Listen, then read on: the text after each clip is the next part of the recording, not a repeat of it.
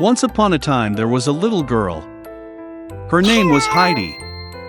Heidi's parents died and she was cared for by Aunt Dete. But one day she had to take the girl to her grandfather. He was not very talkative, as he lived in a small house in the mountains. Auntie found a job in another city, so she had to leave the girl with her grandfather for a while. The grandfather of the Alps is used to living alone far from people. Therefore, he was very happy with his granddaughter, but did not know how to show it. The old man arranged for her a small room in the attic. Heidi fell in love with her grandfather at first sight. A wonderful life in the mountains began for her. The day after arrival, Heidi met her grandfather's huge dog. She spent all her free time with him. One day, while walking the dog in the hills, she met the shepherd Peter, who was tending sheep in the meadow. The children became friends, and Peter began to take Heidi with him for walks in the mountains. Gambling all day, Heidi felt really happy. At the same time, she never forgot about her grandfather, and in everything she helped him around the house. One of her favorite things was to bake bread. Heidi brought it to Peter's mom, and she, in turn, gave the girl fresh goat milk. Summer is over and winter has come. Peter started going to school. But Heidi was still too young for school. Therefore, Aunt Dete returned for her to take the girl to the city and teach her at home after work. The grandfather of the Alps was very upset, but still let the granddaughter go so that she could learn to read and write. Heidi was also very upset, but her aunt promised to return her to the mountains soon. Arriving in the city, the aunt took the girl to a large beautiful house. There Heidi met the girl Clara. She could not walk and moved in a chair due to an accident that she experienced in early childhood. Auntie brought Heidi to this house to keep Clara company because she had no friends. The girls got along well and became real friends. Clara helped Heidi learn to read and write. Having got used to the new place, the girl began to feel freer. Clara also became very attached to her. But Heidi really missed the mountains and her grandfather. She had everything one could dream of, but she felt like she was in a golden cage. She even stopped eating. Aunt Dete immediately understood why her niece was sad. And I decided to send her back to her grandfather. Clara was very upset that Heidi had to leave. But the aunt promised that Clara would be able to come and visit Heidi next year. A year later, Clara came to Heidi's. She met Peter and the children became very good friends. They walked a lot in the mountains, breathed fresh air, and ate natural food.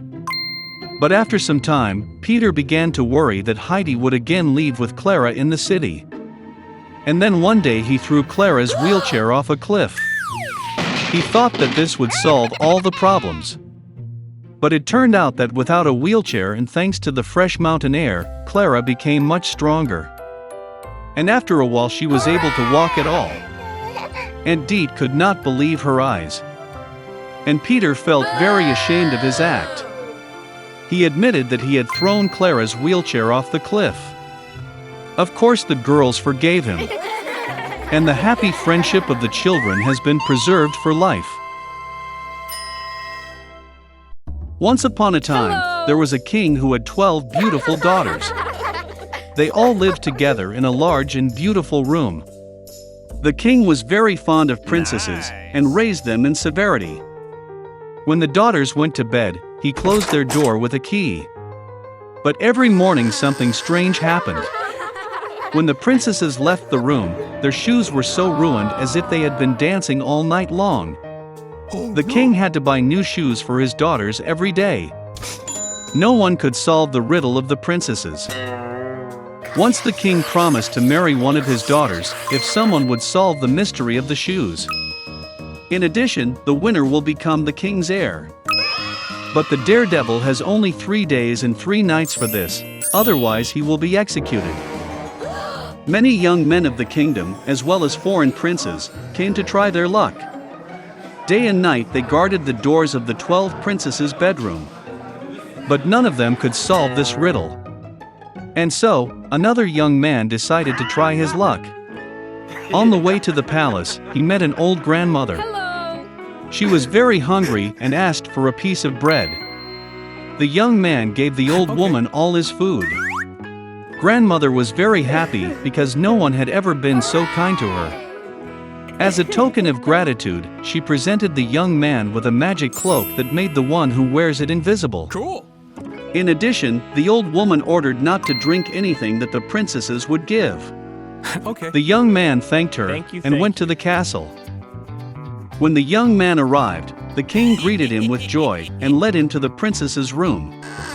The young man began to guard their door. Towards evening, the older sister offered him a glass of wine. The boy on the way was very hungry and thirsty. He forgot about the words of the old grandmother and drank from the glass without hesitation. Soon he felt sleepy and fell asleep. The young man slept all night, and when he woke up it was already morning. Oh, no. He realized that the princess had put sleeping pills in his glass. And then the young man remembered the words of the old woman. Towards evening, the youngest sister offered him a glass of wine. But this time he was careful. The young man took the glass and thanked the princess. When she left, he poured the wine into a vase nearby. When night fell, the young man put on his magic cloak and immediately became invisible. He quietly walked into the princess room and saw that all the princesses were wearing their best ball gowns. Then they went to the wall and began to listen if the young man was sleeping. The young man played along with them and began to snore softly. When the girls were convinced that he was asleep, the older sister moved her bed. At the same place, a secret entrance opened, and the princesses began to descend into it. The young man followed them. When the steps ended, they found themselves in an amazing forest. The leaves on the trees were pure gold. The young man took one twig with him and continued to follow the princesses. After a long journey, they stopped by the lake. There the girls were already waiting for 12 handsome princes in their boats. When the princesses boarded their boats, the invisible youth also jumped into one of them. The princes transported them across the river, and they ended up at a huge, beautiful castle. Beautiful music sounded from it. Entering the castle, the princesses began to dance. They danced relentlessly all night long. Of course, this made their shoes unusable. In the morning, the princesses sailed on boats back to the side of the house. They walked through the woods again, and up the long stairs to their room. The young man was happy that he had solved the riddle of the shoes of the 12 princesses. Soon the king appeared to the young man. The young man told him everything he saw. No. The king at first did not believe him, but he showed a golden twig from a magic tree. Okay. The king realized that the young man was telling the truth and kept his promise. He allowed the young man to marry any of the 12 princesses.